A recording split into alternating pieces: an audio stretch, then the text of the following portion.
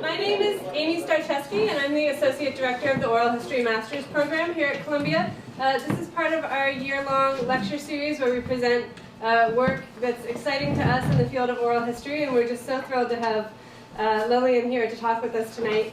So I wanted to say that this event was generously co-sponsored by the Center for Oral History, by Insight, and by the Center for the Study of Race and Ethnicity, who especially donated the beautiful flyer for the event that we're all really thrilled with. And so I'm going to turn it over to Mary Marshall Clark, who's going to introduce Lillian, and then we'll get to see a little bit of the film and hear about it. And I'm the director of the Center for Oral History at Columbia. And I am honored to be able to make this presentation in honor of the Paul Lazarsfeld Lecture Series, because when I think of Paul Lazarsfeld and all that he did to help us, he coined the term mass media, fleeing Nazi Austria, and came to the United States and began to talk about the media and all of its complications in a mass culture, and whether or not we could get real information, and how was information being commodified in capitalism and so forth. I don't know anybody more suited to speak in honor of Paul Lazarsfeld than Lillian Jiménez. I first met Lillian many, many years ago when we were both young, and we were consulting for the Rockefeller Foundation and in their arts program, and I was there because they had a lot of oral history applications, and I didn't know how to behave at a place as fancy as the Rockefeller Foundation, and I just barely didn't say anything, and Lillian sort of took me under her wing, and we were sent to Sitka, Alaska together to do a consultation with a young woman who was struggling to understand the Klingits in Sitka. And I remember Lillian's character so well because this woman had a lot of problems with her research, and I would have probably said, in her approach to indigenous people, and I probably would have said, you know, she's not prepared to do this. Let's just write a report saying we can't suggest funding. And Lillian said, no, let's teach her. And we took her, and I listened to Lillian and talked to her for 4 hours and be very honest with her and tell her exactly what her problems were. And she cried, and then we gave her cookies. Lillian gave her some cookies and some Kodaks. And then she rewrote that proposal.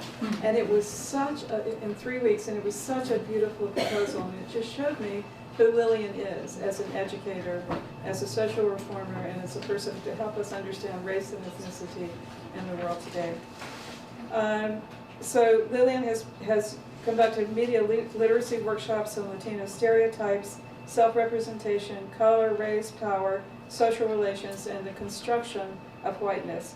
She worked 5 years with the Center for Puerto Rican Studies at Hunter College on a series of oral histories, and in a sense, those oral histories done there are among the best, really, in the city. They chronicle the Puerto Rican Communities Institution building in New York. She did a beautiful documentary you will talk about, maybe see portions of tonight, on Antonia Pantoja. And I would like to honor Antonio's partner, Mina, who's in the audience. Mina, can you just show who you are? And I was actually there at their marriage. And so I feel very honored to have her in the room, bringing Tony's spirit to our place. And I just say Lillian is now working on a new documentary about the Puerto Rican left in New York City.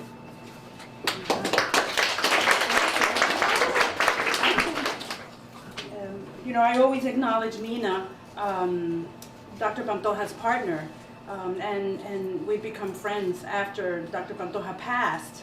Mina was the extraordinary partner, and I want to say that, you know, you see these great loves. My aunt and my uncle had this great love, you know, sort of like, oh my God, they loved each other so much. So you talk about these great loves. You know, Tony and Mina were like the second great love that I was privileged and honored to really be a witness to. It was an extraordinary relationship. So I'm always happy to have Mina here. And if people want to ask Mina questions, you know, I'm happy to share with her. She knows more about Tony than I do.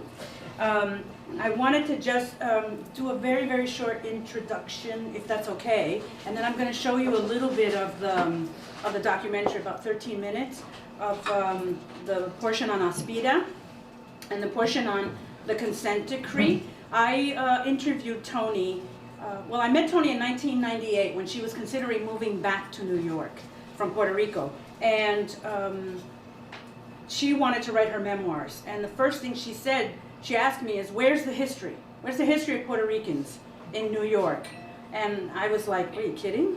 There's not very much written about us. It's just the stereotypes. So you're going to have a hard time finding it. She said, no, I'm a really good researcher. And so is Mina. And we're going to find the research. We're going to go to all the libraries. And she did. And a couple of months later, she calls me up and she says, oh my God, you were right. There's very little. There's garbage out there about. I can't believe it. We have to do this project. I have to write my memoirs. We have to make a film. We have to do this. We have to do that. And then, Tony really got very carried away and wanted to do this massive media project to right all the wrongs. And unfortunately, we didn't quite get there to do that. But Tony was a visionary. She was a visionary, an extraordinary planner, and a person who would look at you. She was born in Surrón, and I think that's probably why she had this ability to see who you could be as opposed to who you were in the moment. So being born in Surrón is an old Basque word. And basically it means that in the south they say you're born with a caul over your face. It's really that the amniotic sac is intact. And so the midwife had to break it open. And her parents and her grandmother and people in her family used to say, this is a child with a special destiny because she survived coming out of that amniotic sac alive. And what she would do is that she would look at these young people, because young people were her focus, and she would look at them and not see who they are in the moment. She would see the lawyer, she would see the doctor, she would see the philosopher, she would see the planner, she would see all these attributes, all these qualities in them. And she would say to them, you're going to be a doctor. And they would say, like, what? I'm not going to be a doctor. And she would say, I can see that you're going to be a doctor. I've heard you in the meetings and you talk about biology and you talk about science. And then all of a sudden this child would say, I'm going to be a doctor. So she inspired people. She helped them to realize their potential. That's what I think made her, for me anyway, so incredibly extraordinary. I was speaking with a class earlier, and some of you may or may not know this, but Puerto Ricans are in many ways immigrants because we come with a different culture and a different language. But we are United States citizens, and that makes us migrants. 1917, we were made citizens of the United States just a few months before World War I. What a happy coincidence, so that we could go to World War I and fight on behalf of the United States. And the United States has shaped the economy of Puerto Rico in very dramatic ways.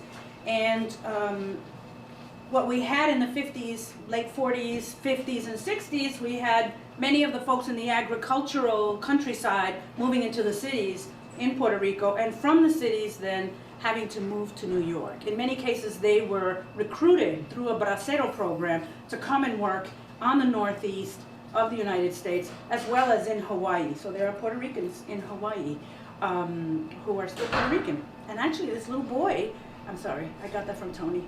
He's not a little boy, he's a young man.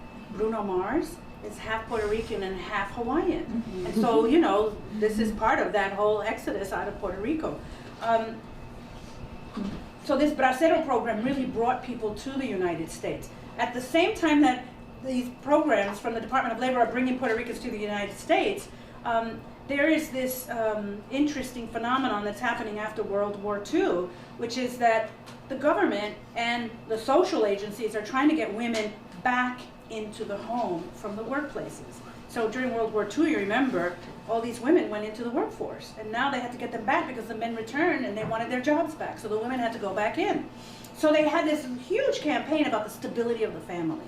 And the way in which it started to manifest itself was an emphasis on juvenile delinquency. So here come the Puerto Ricans, the others, the immigrants, the ones that can't speak English, who are an exceptionally young population. So guess who becomes the poster children for juvenile delinquency? The Puerto Ricans. And so feature films were made in the late 50s and the early 60s that really inscribed our stereotype as criminals, as oversexed, as unstable, as for the women, fecund and promiscuous and easily available. And these stereotypes have continued in great measure to this day, extending themselves not just to Puerto Ricans, but to other Latino groups that have come to the United States. So if you're Latin, you're the Latin bombshell. And there are obviously stereotypes of other people. I say this because I think it's really important the way in which the mass media really characterizes and depicts certain groups. And then those groups have quite a struggle to be able to break down those stereotypes and to create images of themselves that are really refuting those stereotypes. So it's not that we didn't have promiscuous women. Of course we did, because that's reality, right? That everybody was promiscuous? No. So I want to just name a few of those wonderful films. Cry Tough, 1959, where John Saxon plays a Puerto Rican. If you remember, John Saxon was not born in Puerto Rico. I want to talk about The Blackboard Jungle, where a Mexican played a Puerto Rican who is a pathological liar and stutters, and the only time he stops stuttering is when he has a knife in his hand, a phallic symbol. So again, reinscribing our sexuality. And I want to talk about West Side Story. I used it, fair use in the film. So bear that in mind when you make your documentaries. There's such a thing as fair use. And the other film I want to talk about is Young Savages. So in West Side Story, we become the juvenile delinquents. We're the gangsters. And again, this issue of our sexuality is inscribed in the American consciousness. It gets worse with the Young Savages, which was a really interesting film because it is what is called a social problem film. It's problematizing assimilation in the United States, in New York in particular. It's problematizing a lot of the social theories that the sociologists were raising about juvenile delinquents. But the Puerto Ricans are really the pathological ones. And so in that story, just to give you a sense of how bad it was, there's a blind warlord who is killed. He's a Puerto Rican warlord, and he's killed. And the reason why he's killed is because, unbeknownst to the audience, he's the warlord, but he's also the pimp of his young sister. And the mother knows that the brother is pimping out the daughter. And so Telly Savalas is in it. This other guy, Lancaster, is in it. I mean, Dina Merrill. There's all these interesting stars. And we're inscribed as these juvenile delinquents of an extraordinary nature. So I say that because much of our history is a hidden history, but the stereotypes prevail. You know, to the extent that people still cite mainstream media as a way to begin to define and determine who we are historically. The other thing I want to say is that many of the young people who came to New York spoke Spanish, and they were children. And you'll hear one person's story. Children who did not speak English, the immersion theory was the way in which children were assimilated into the educational process. So it was sink or swim. You didn't speak English? Tough. You were going to learn it, you know, by hook or by crook. A lot of children were placed in, because they couldn't speak English, they were placed in classes for CRMD. My God, I just had a brain seizure. Classes for retarded mental development. And so I had a cousin who was placed in one of those classes and never recovered from being identified as being retarded. I think it was like a self-fulfilling prophecy. She just then, you know, escaped from the world. So thousands of children were placed in there because we had about an 85% dropout rate. And again, because children didn't understand what was going on, they were just dropping out, including in elementary school, which, you know, in this day and age, you wouldn't believe. I want to say that there were social networks, but it really, in that time period in the Puerto Rican community, but the overwhelming group of people who really made a mark were Toni and her cohorts. And that's not to say that there were not others that came. There were labor organizers, there were community organizers, there were people from all over. Just come on in, mija. Siéntate. But I believe that Toni's cohort was really looking at having impact across the city, whereas the organizers from the earlier period were really looking at specific areas. Toni's position was, we're going to work with high school students because in 4 years they're going to be in college. And then 4 years after that, they're going to be the leaders of our community. And so that was her vision. That was what she wanted to create. And she really did say, we can do this for ourselves. She was one of the first people to take the anti-poverty money and start to create Puerto Rican organizations in the community. She was a founder of the Puerto Rican Forum, which engendered Aspida. She was a founder of Universidad Boricua, which engendered Boricua College, which exists today. So she was just a founder of organizations. She just kept doing this all over the country. You won't see this part in the film, but she went to San Diego, where she met Mina, and she started with Mina, a school, a graduate school for community organizing. So she was always learning and always changing and really in tune with whoever it was that she worked with. The last thing I'll say is that, and I'll talk about it later on, but I did 17 hours of oral history with Toni before she passed. And this film was built around those 17 hours of oral history.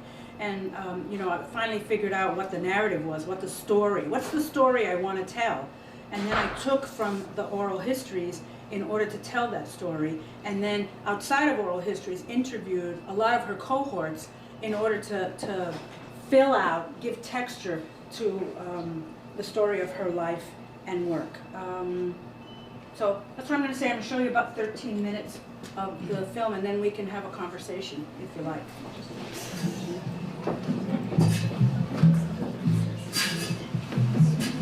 I have a vision that you will organize groups of young people in which it will be like a game. The club will be like a game, kind of planning. And I thought it has to be a movement. And you have to give them the things that the gang will bring. Identification with a jacket, with symbols, with ceremony. Aspira is probably the first Puerto Rican owned and controlled organization in the United States. They created Aspira clubs in high schools, and they had a centralized staff that developed a curriculum for working with the youth in the high schools, but also they would have workshops at the Aspira offices. Everything we were doing was new. We decided we would not have counselors, we'll have organizer counselors, because that was a new concept. They have to have the personality of an organizer, and at the same time train themselves in being counselors, educational counselors, like the counselors in the high schools. The name Aspira, a one-word upbeat that incorporates in it the whole sense of what we're talking about. A command. Aspira, aspira. A command to the kids. That age is the one point where you can interfere and come in and break the cycle of poverty and break in and bring in knowledge where the young can change the world. My parents were very proud of the fact that I was like an honor student. When my father read the article in the Diario La Prensa, and he spoke to my mother, and then he called me over, he said, mira, nena, esto es para ti, you know, it's an organization that helps high school students who want to go to college. Y esto es para ti. Así que vamos a ir allá and see if, you know, they can help us. At that time, the executive director of Aspira was Dr. Antonia Pantoja. And so she was the person who met with us. She turned to me and she said, we're organizing Aspira clubs. And would you organize a club in your school? We organized it, we called it the Juan Morel Campos Aspira Club. When you grow up in a neighborhood which you venture very little out of, that's your whole world. I came from what you might call the wrong side of the track. This organization named Aspira, it brought me out of that other world. My world was the Lower East Side. And all of a sudden, New York City came into focus for me. So Aspira really opened up new horizons for all of us. I remember my father asking me about the cost of college, and I would tell him, it would probably cost $18,000. And I'd say, amigo, you know how much that is? You know how much I make? It was through Aspira that I began to realize that I was likely to attend college. With their help, I learned about financial aid and scholarships and applying to different schools. Another thing that I noticed was a lot of girls were in the club. We did have like the talks, presentation about the history of Puerto Rico, about the culture, but we also learned social skills too. This whole process of interacting. We used to have lots of parties and we learned how to do the boogaloo. The boogaloo.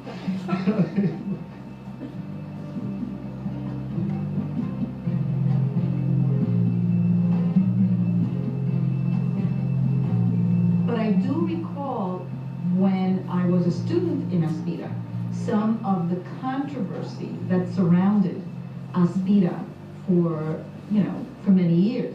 The Board of Education was #1 obstacle. They said, we don't accept those counselors you have because they don't have a license. And we said, tough. We don't counsel in your facilities, we counsel here. Second objection. So you want to segregate Puerto Ricans from the rest of, we said, oh my God. When you segregate them, it's okay. When we do it, and this is not segregating, this is organizing for our own strength. And to have them finish school and not drop out.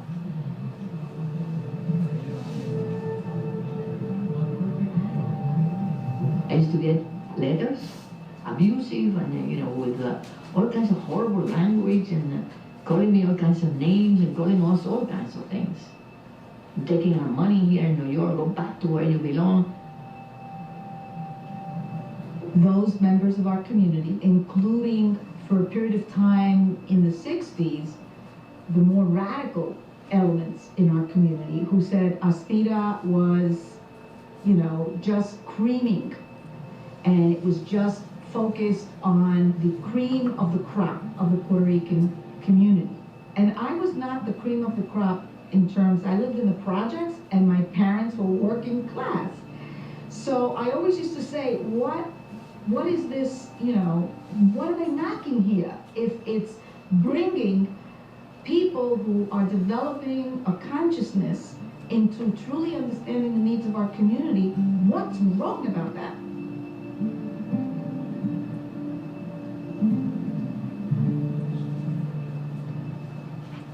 We go into our culture and we say, okay, the areito. Eh? The Taino Indians used to celebrate an areito, where you drank something and you danced and you became imbued with a sense of an important moment. And the areito is held in a dark room, you turn off the lights, and everybody has a little candle, and you get light from the center candle. We all be sworn in as an aspirante, all walking in with our candles, all nicely dressed, and it made me proud of being a Puerto Rican. It was...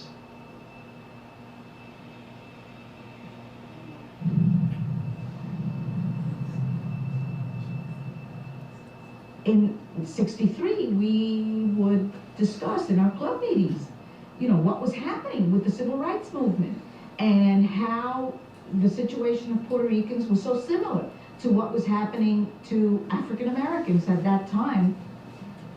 So it was like a way of saying, my God, you know, we're not stupid like they say we are, you know, we could really do this. It empowered us to feel that we had the capacity to gain these skills and the capacity to transform society. They bloom and they flower, and they became these fighters.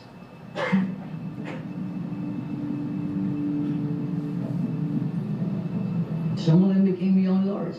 Some of them became the student revolution of the 60s.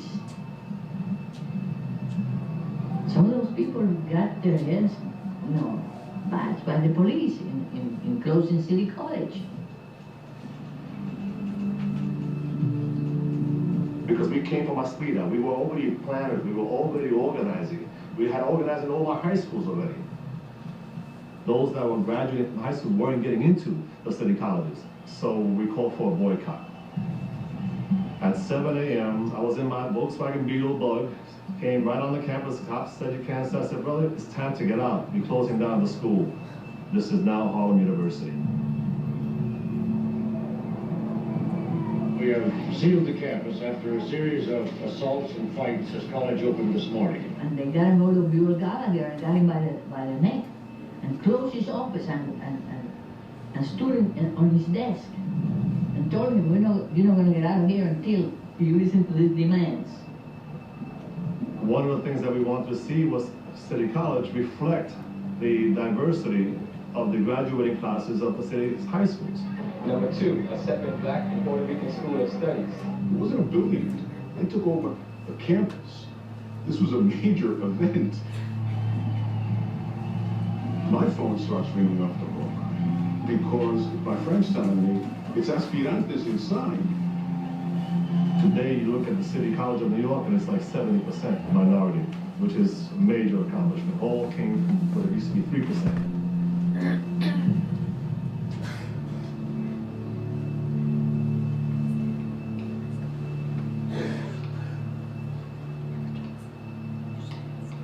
We started to learn from the youth what was happening to them in the schools.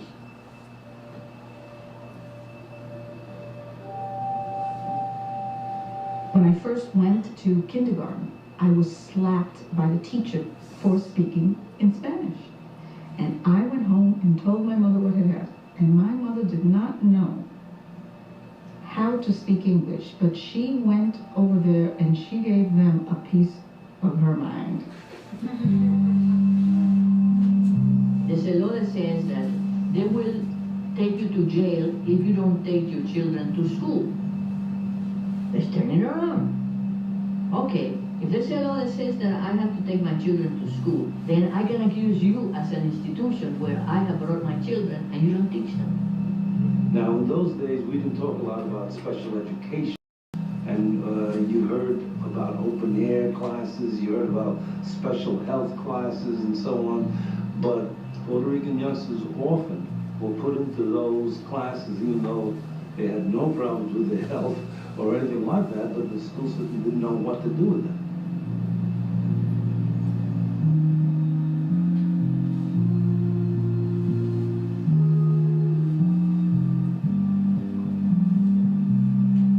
Why we have an 85% dropout rate? Well, if the kid doesn't want to be seen by the teacher, and they don't understand what's going on, they don't speak English, and the classes are in English, you know what you're doing? You're dropping them out. There are no funds in this budget for a number of programs such as producing and purchasing special instructional materials to help the teachers in the disadvantaged areas of the city. There are no funds to help increase the number of Negro and Puerto Rican teachers in our system, nor any incentive fund to encourage new ideas to be tried out in the districts. I became like a lion. The discussion was beginning within Aspira and other community groups that it might require litigation to obtain some of the goals that we were striving for. This was a lawsuit of major importance to the Puerto Rican community. And this was in the time of civil rights, and people bringing all kinds of actions on the basis of the fact that they were being denied due process, they were being denied an equal opportunity.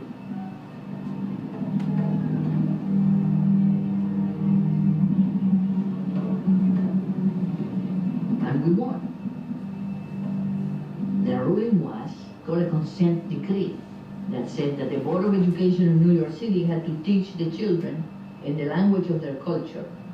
Di la palabra mantequilla. Todo, a todo el mundo. Mantequilla. And teach English in an effective way.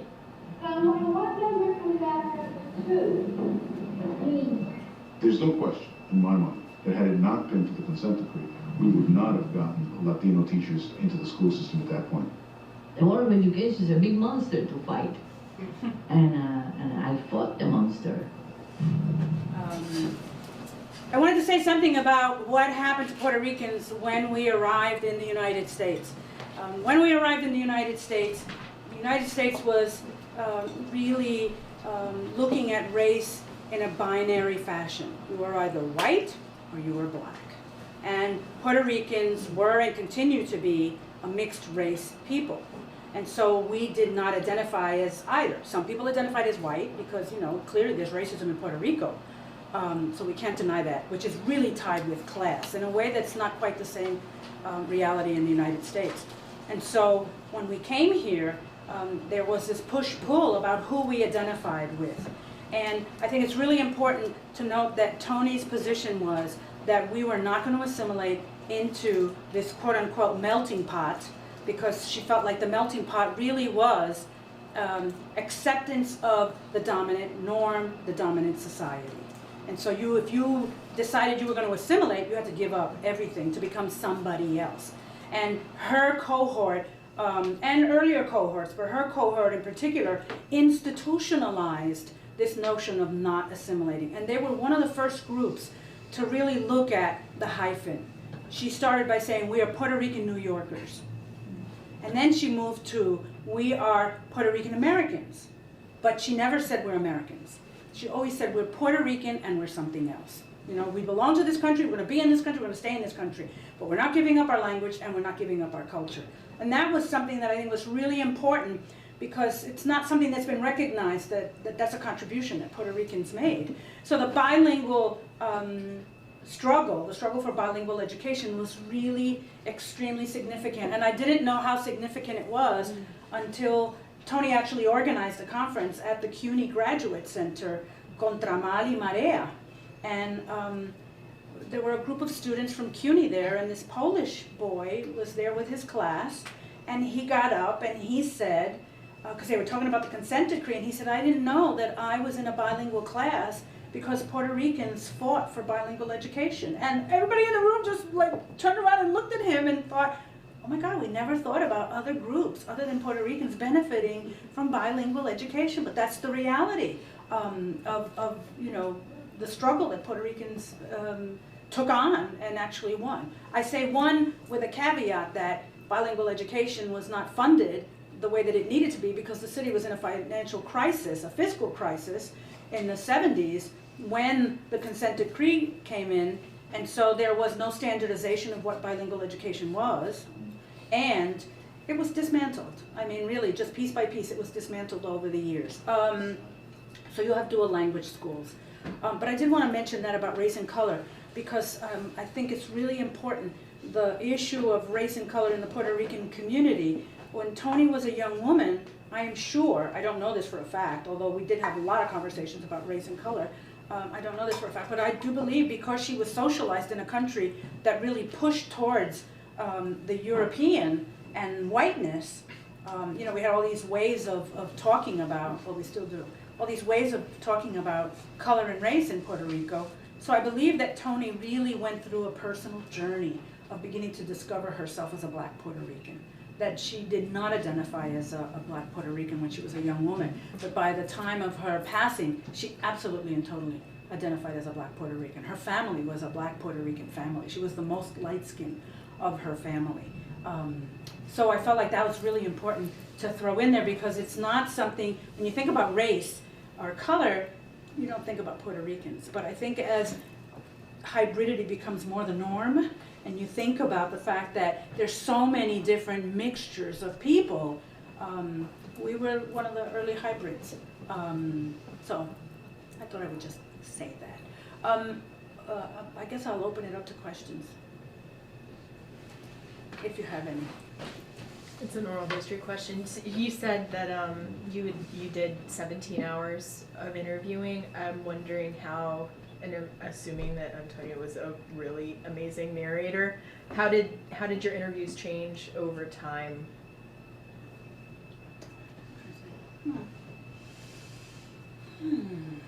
So, you know, I asked her to sort of do the trajectory of her life and tell me about what she had done. I looked at a lot of, she had some videotapes, people had done interviews with her, so I looked at some of those videotapes. I think the questions got a little deeper. I think they got a little more probing as we got to the end. There's a section you haven't seen in the film, which wasn't part of the oral history, that, you know, in the oral history she was telling me her life story, so it was nice and wonderful and seamless in some ways. But she was a human being with, you know, all kinds of flaws and really interesting traits. And I asked her if she was ever afraid, because I felt like people were going to want to know that. And she really didn't want to talk about these really sort of, and she was a really private person.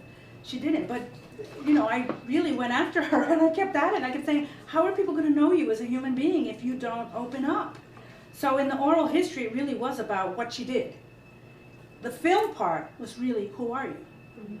So I would say that that's what I learned. I learned that I had to move away from what's your story, because she was so private, to who are you? And, you know, we did a lot of interviews with her in Puerto Rico, actually, where she was skating and, you know, dodging, and she was great at it. And, you know, eventually I got these little kernels out of her, but it was really much more for the documentary. But her story was her story, you know, which was pretty fascinating, actually. Yeah. Any other questions? No? That's it? So how long did the project take from the beginning till the end? And how has your thinking and your understanding of who she is in the role changed during that time? And like in the gap from then to now? Wow. Well, you know, no film can capture all the aspects of a person or all of, you know, what they experienced. I was at her commitment ceremony. I was with her when she passed.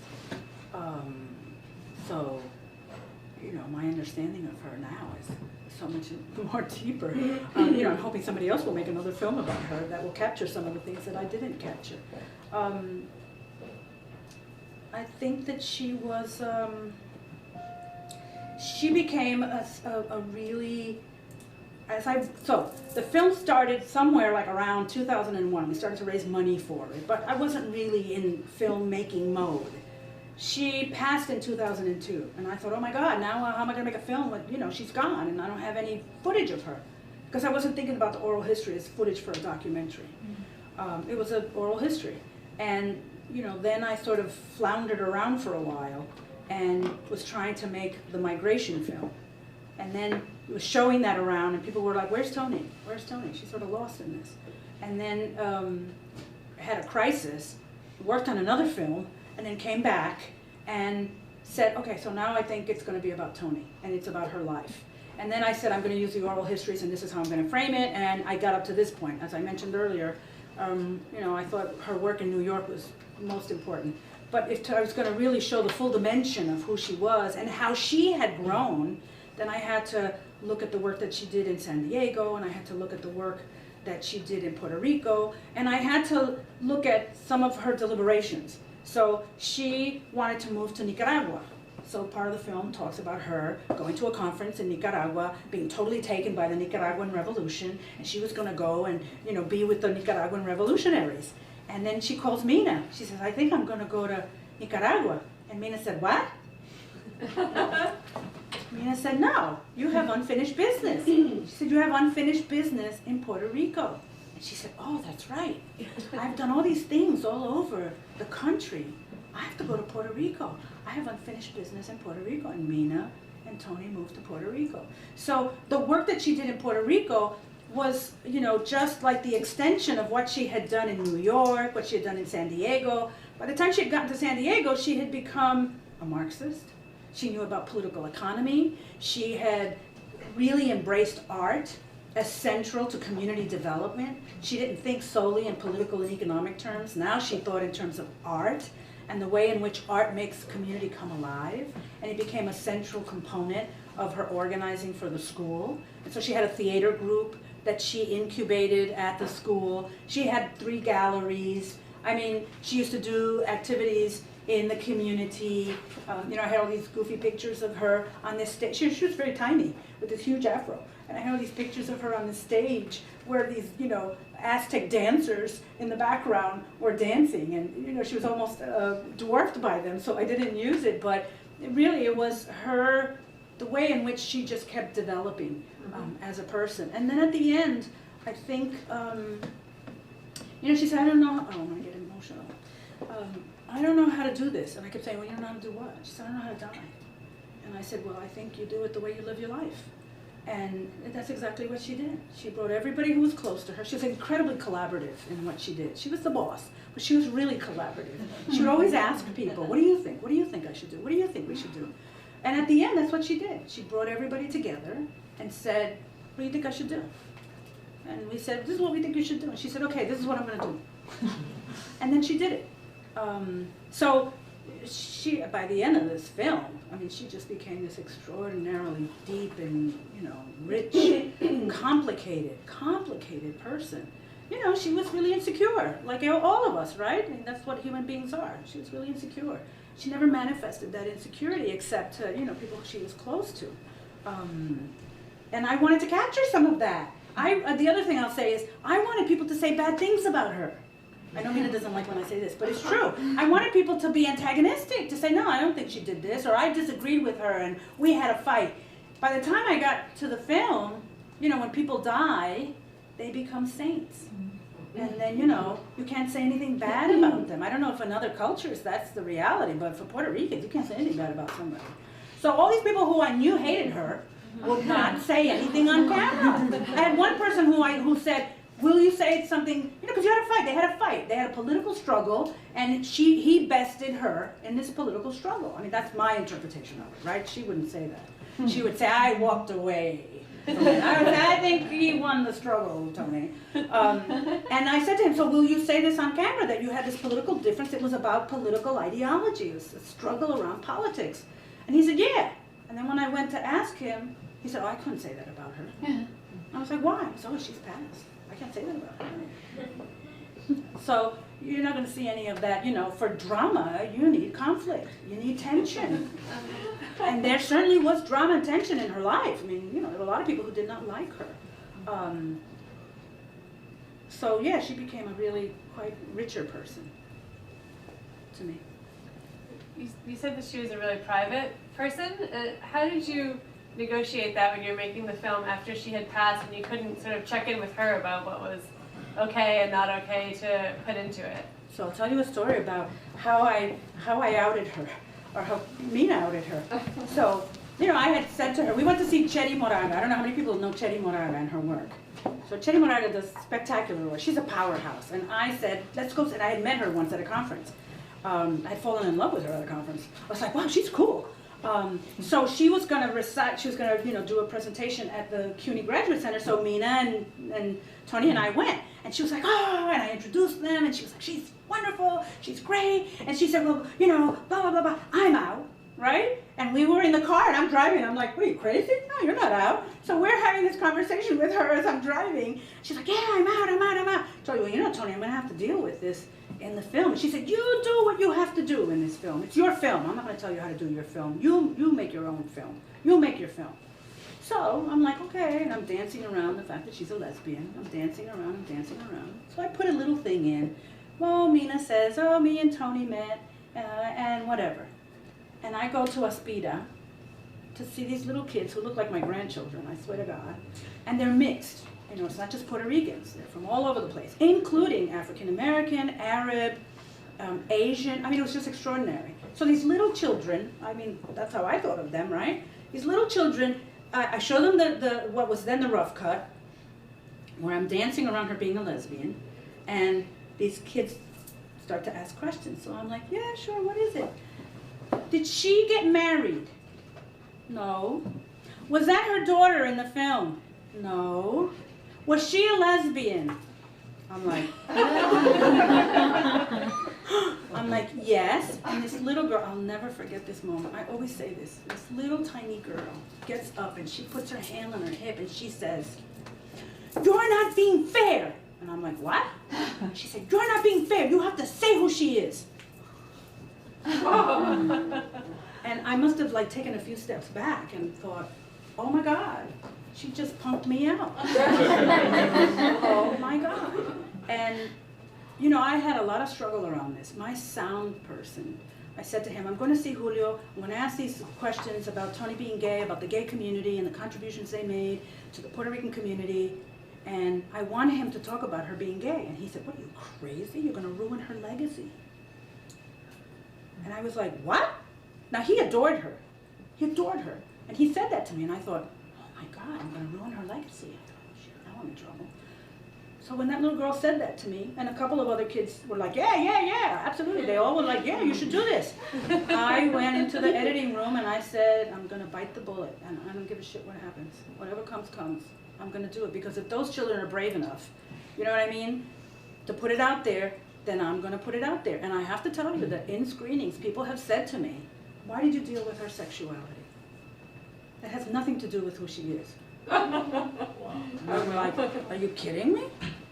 That's exactly who she is. That's why I dealt with it. I couldn't do a film about her. I mean, I could have, right, until the kids outed me. I couldn't do a film about her if I didn't talk about who she was, and who she was a lesbian. That was like so profoundly deep inside of her. She acted out of that in everything that she did. How could I not do that? And they were like, we don't think that's important. And I said, well, that's okay. We didn't make a film about it, and I did.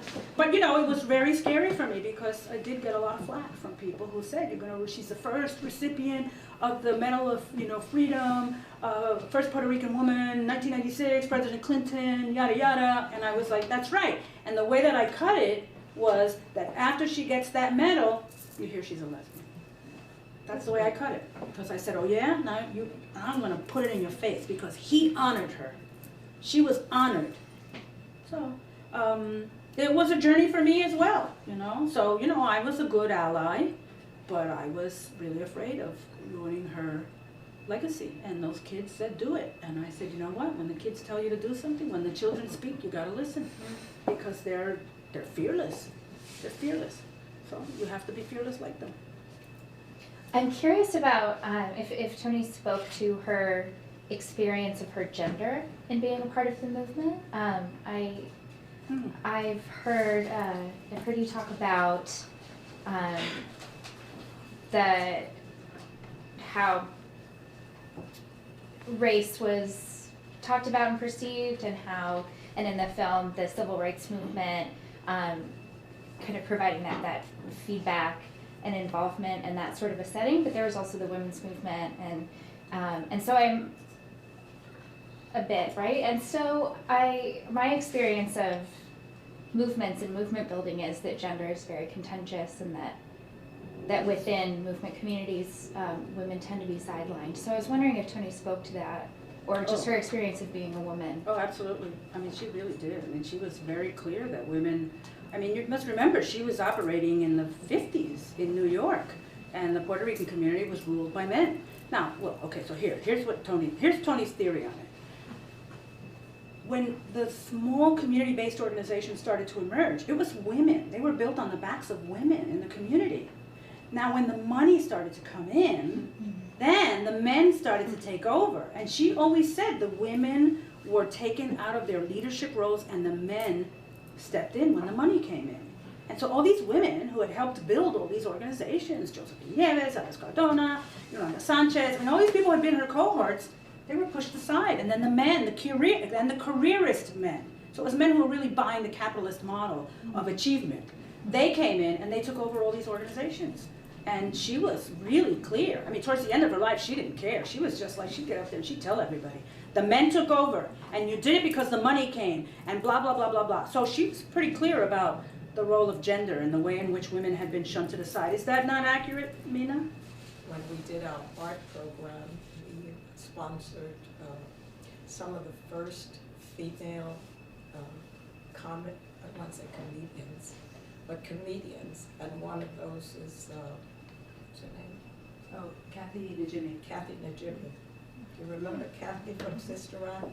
Well, she started with a woman's theater group, and she would project images of oppression against women, images of the contradictions that women had to face in their lives. And we at the graduate school, in our Multicultural Art Institute, was the only home base that would receive her and give her license to work. She did not identify with the feminist movement because, as you know now, many of us women of color believe that we have been excluded from the definition of that movement. Good. I went to a women's conference in Minnesota, women's history conference in Minnesota, and I showed the film, and it wasn't yet finished, so, it didn't have the soundtrack on it, had other music, a little goofier. And I was like, oh, okay, so, if they get a little round of applause, it'll be fine, it'll be cool, I'll walk away happy.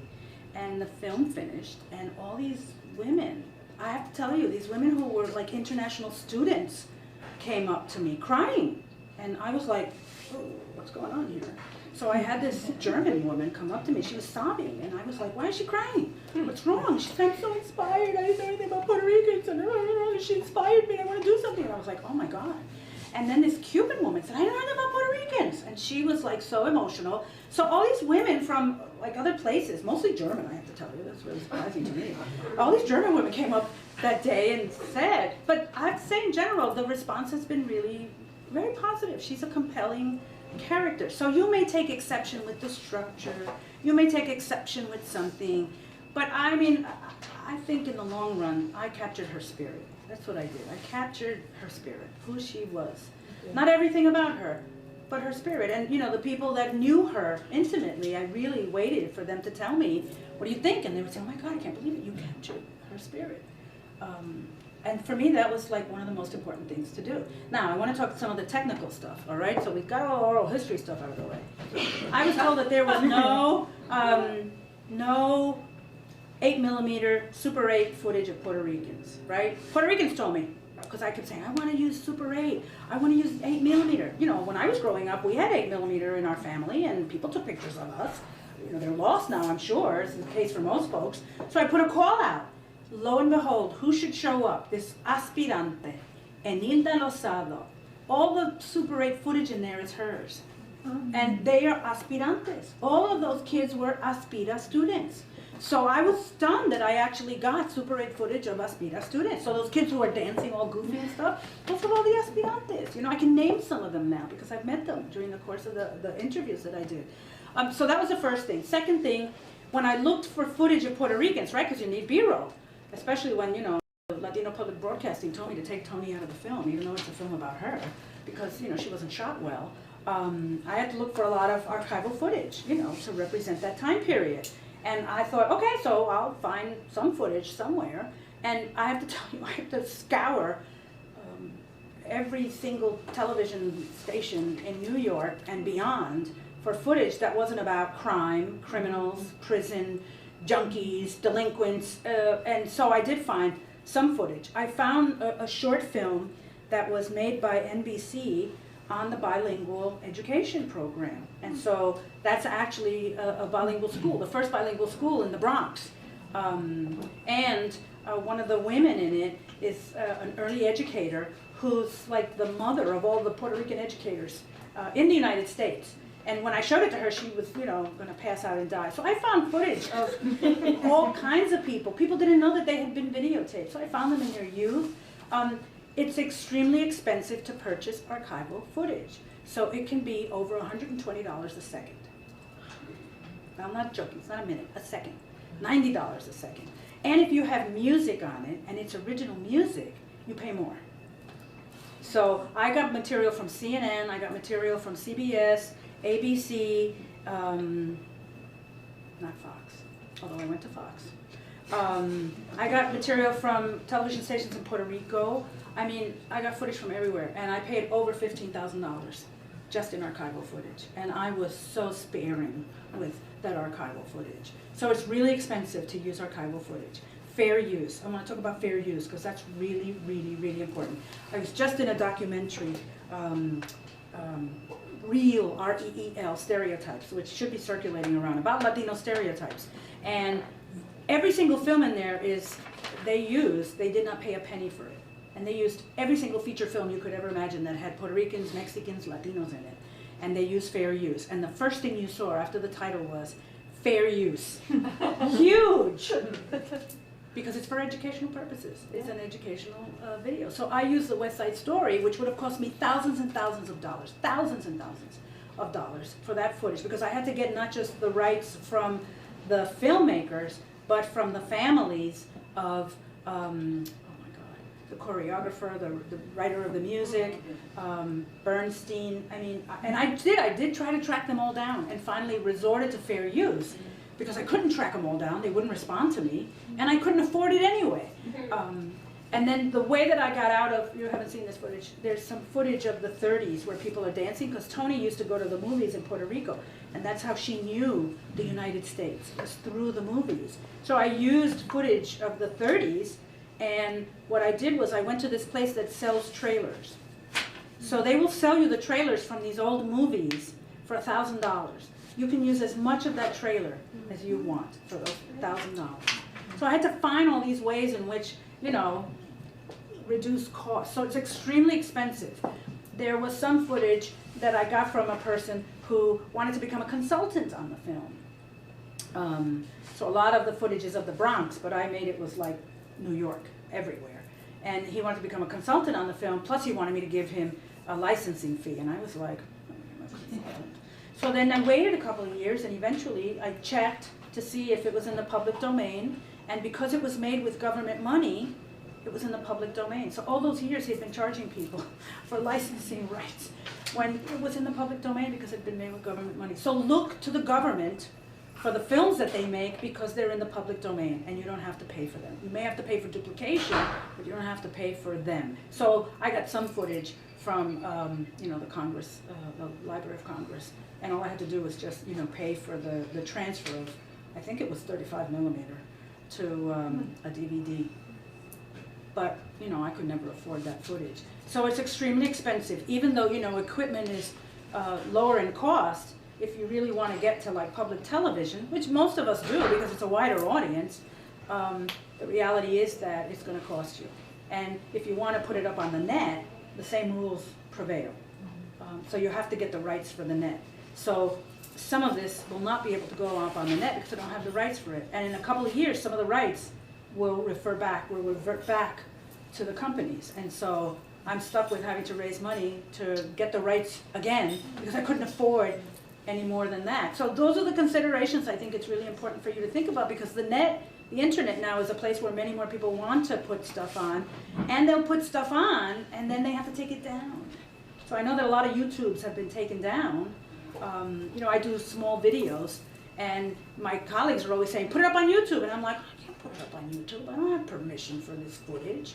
So I can't steal somebody's footage and then put it up and make believe that it's mine. That's not ethical.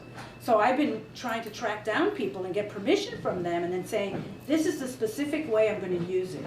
It's for this, community organizing, and it's for YouTube. Those are the only two ways I'm going to use it.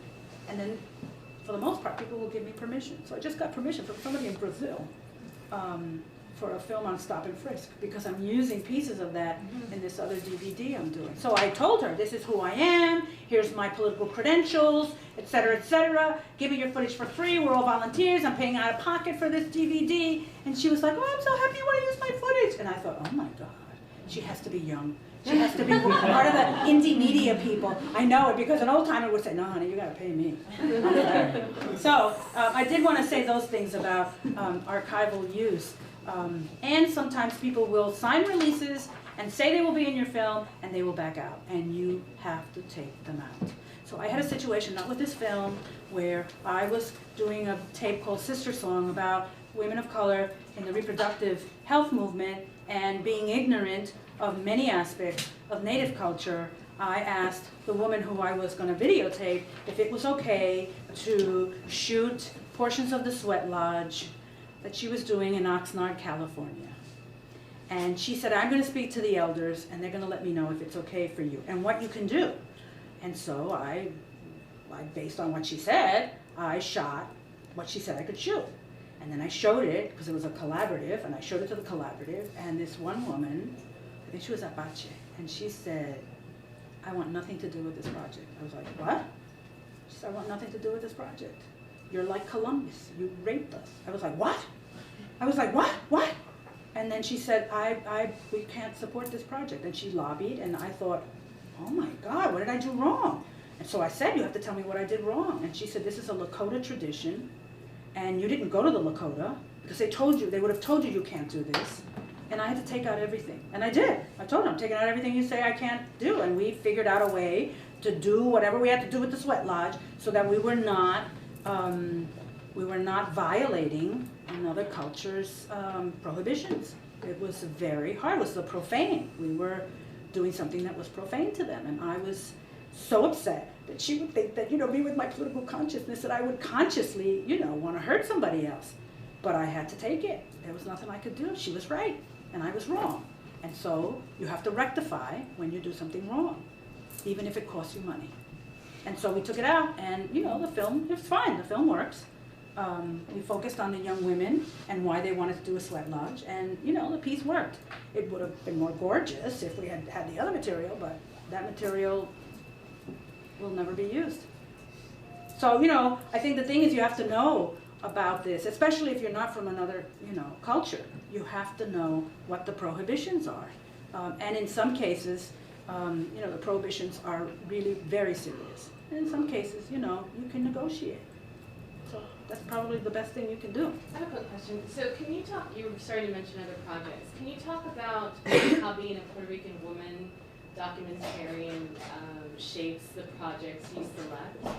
And the second piece is I brought a bunch of my students who are in a Latin American women's class at John Jay College. If they have stories to tell as well, and maybe documentary is a way to tell their stories, what would you tell them? They're just starting. I would tell them to go to oral history. That's what I would tell them. Because it's cheaper and easier to do. I mean, it's not easy, but, you know, to take on a full-fledged documentary. Like most people will say, I want to make a 90-minute film. And I'm like, why? Classrooms are 45, 50 minutes. Why would you make a 90-minute film? They're going to see it in pieces. Make a 30-minute film. And then they can have a conversation about it. So, you know, knowing your audience is really important. So, I lead from the emotional. So I have this, you know, really interesting intellect, right? I've been around the block many times, but I lead from the emotion. And so once I know what the story is, my selects are always going to be, how does this tell the story? Does this tell the story in that it drives things forward? Does it tell the story because it punctuates? Does it tell the story because it makes people cry? Because it makes them feel human? Because it makes them feel something very deep? So I feel like the kinds of media that I make, I'm always looking for people to feel deeply.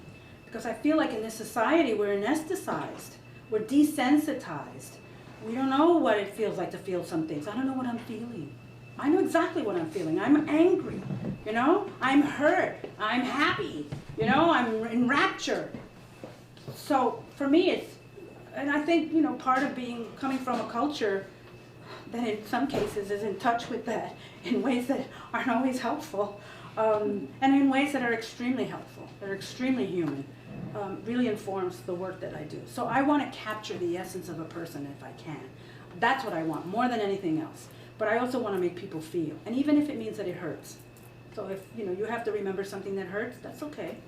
So when I first started showing the film, a lot of the people from the older generation who'd never been asked, what was it like growing up at a time of rabid racism against Puerto Ricans in New York? They'd never been asked. I mean, people would get up in screenings and like start like yelling and you know, like, ah! And I would be like, they're venting. They were never asked. And here's an opportunity for them to say what happened to them. So, for instance, there's a story in here about Alice Cardona going with her mother. She's a little girl knocking on a door, and the woman says, "Are you?" Because she says, the mother says to Alice, "Gracias a Dios un apartamento." Thanks be to God, an apartment. And the woman says, "Are you Puerto Rican?" And the mother says, "Yes." And she says, "We don't rent to Puerto Ricans." And she slams the door in her face. That kicked up so much stuff for people in audiences. That kicks up an enormous amount. Julio talks about being beat up because he's a spick. That brings up stuff. A lot of people react to Digna being slapped because a lot of people were slapped. So I learned how to speak English when I was 4 years old. I was Spanish dominant. I had a traumatic experience in learning how to speak English, but I learned it fast. And I remember there were Cuban young girls who came. I went to Catholic school where they torture you. And, and so these Cuban young women didn't speak English. And I remember one of them got up and she said to me, "I have to go to the bathroom." And so I said to her, "Say, I have to go to the bathroom." And she was like, "I can't." And she was like this, "I can't. No puedo, no puedo. Dile a la maestra. You know, tell the teacher, tell the teacher." And I was like, "She has to go to the bathroom." And the nun would say, "She has to say it." And I would be like, "What's wrong with this?" And then I would say, "But she has to go. Look, she's going to do it on herself." She said, "She has to say it." And the girl starts crying, and I'm like, and she peed on herself. She peed on herself. She was mortified. And then what did the nun do? She told her she was a filthy pig, and she had to leave the room. So if you're never asked, those are your experiences, right? Over and over and over, because it's not just one time. Well, then, you know, finally, when you see somebody expressing it, it's like, I want to say it. So that's going to be the reality for the oral histories that you do. Sometimes people will be asked for the first time, what was your experience? Remember, a lot of people, you know, I did this whole thing about from the margins to the center. We were always on the margins. So what is it like to be in the center? where all of a sudden people are looking at you and they're asking you, and everything that you say, people get overwhelmed with the newness of the telling. And you have to be prepared for that telling. I would say go to oral history first, because it's cheaper, it's easier, and easier, you know, because this takes, it's an elaborate thing. It took me 6-7 years to do this film, but that's because, you know, I was a little crazy in the middle of it, because I was doing 2 films at one. So I would say ask them to do the oral histories, and to do the oral histories of the people in their community that they respect and love, because nobody's going to capture that information. So it doesn't matter what community you come from. You want to capture those people in that community that mean something to you. So I always say, go to your mothers, go to your grandparents. Nobody's ever asked them. You know, I took my mother to City College when I was a student there. We lived right across the street from City College. She'd never been inside. And I told her, Ma, come with me. And she said, oh, I can't go there. I'm nobody. And these are students. These are learned people. And I was like, they're full of shit. Come on. She went with me. She didn't want to go. I worked for El Museo del Barrio. She did the same thing. Nobody ever asked her. I asked her. So, you know, when you have people who nobody ever asked them, and then you finally ask them, oh my God, you know, it's you know, I said before that when people do oral histories, they change before your eyes. They become young again. They become those people they used to be. And it's a pleasure to watch them. It's a pleasure. You know, they're like, when they remember, it's fabulous. I mean, there's nothing better, honestly. You know, I used to do films before I did the oral histories, and I would put the monitor, right, as the old days of old-fashioned video, we put the monitor, and I would stand behind the monitor to watch the women watching themselves. Because that was the pleasure for me, that they would see themselves. They were on the screen. Who they really were, you know, they were fighting for their rights, and they were on the screen. There's no greater, for me, there's no greater pleasure than that. So, you know, tell them to do oral histories, because, you know, those stories can be so extraordinary, and, you know, they'll never be captured, unless your students capture them. That's what I would say. Okay, are we done? Oh, sorry. I have a question about Antonia's work. I was wondering if it was easier for her to actually like rally up all the support and all, and to actually do this during a time of like revolution and when people like wanted their voices to be heard, as opposed to me. Let's say I wanted to focus like on the Dominicans, the later wave of like immigrants and how they came to, let's say, Washington Heights here, where the Puerto Ricans went to LDS and to El Barrio. That's like where they settled. But like something that is kind of bothering me now is that like I see Washington Heights being like pretty gentrified and changing, and our culture not being there, and Dominicans as like and Dominicans like not having their culture there anymore, not having a place to like go when they come from the yard, whether it be legal or illegal. So I don't see any support. Like let's say I wanted to start programs for like kids or whatever, like tutoring programs. I don't see in middle schools, I don't see sports teams, I don't see tutoring clubs, I don't see anything in these neighborhoods. And I was just wondering if it was easier for her to do it because it was a time of revolution and people had these ideologies, even though there were so many other negative things going on. Oh, interesting. I mean, it's interesting that you think that that time was a time of revolution. So, you know, Tony started organizing in the 50s, and it was not a time of revolution. It was a time of civil rights. But civil rights, remember, was not in the mainstream. It became mainstream much later on. It was always peripheral. And the most radical elements within the civil rights movement stayed marginal. So, you know, the push in any society is that anything that is radical, out of the center and on the margins gets squeezed into the middle and homogenized. So I think it's important to remember that. So we're in this moment of incredible pressure to homogenize things, right? So we're at a height of consumerism that didn't exist in the 50s, right? That was the beginnings of this consumerist movement. So there were movements all over the world. There were independence, decolonialization movements all over the world. You know, India in 1959, I think, becomes independent. 59 for Cuba, 61 for some other country, the Congo. I mean, I'm just thinking about like all these national wars of liberation that were happening around the world, and people in the United States, including the civil rights movement, are looking out and seeing all of this happening. But the United States was in an extremely conservative mode, extremely traditional, except for the pockets of resistance. So I think it's really important to understand that Tony started organizing at a time when there was very little philanthropic support for not-for-profits, very little not-for-profits, period. And so she went to the foundations, and the few that would support her, that's how she started these organizations. They were minuscule budgets, and people were working 70 hours for like pennies. I don't think that it was necessarily easier. I think there was a sense of mission and a sense of need and urgency that just kept people moving forward, even if it was really hard. I think later on, you have the people who are in this cohort of what we would call the reformers, right? Tony and her group, who ultimately turned out to be revolutionary. That's what's so interesting. And then you have the second wave, the people she trained in some cases, who were the radicals. And then the radicals, were looking for support, how to do it. And then you have movements dissipating. And then you have, I think, the beginnings of movements. So, the Wall Street folks are the beginnings of a movement. But I would say that they're inchoate. They're not yet fully gelled. There's a lack of an ideology. We were guided by Marxist principles. The majority of us were guided by Marxist ideology. So we had an ideology to work with.